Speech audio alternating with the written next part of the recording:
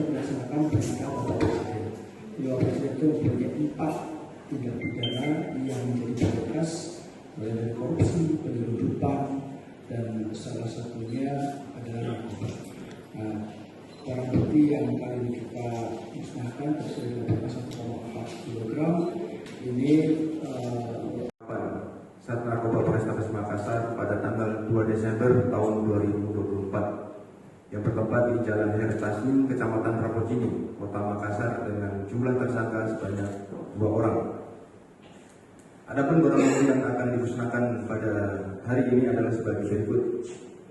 Barang bukti dari tersangka LK, laki-laki, inisial S, berupa A. 1 kantong plastik berisi 1 paket kemasan gambar naga merah berisi narkotika jenis meth atau sabu-sabu seberat 999,01 gram. Selanjutnya disisihkan seberat 31,5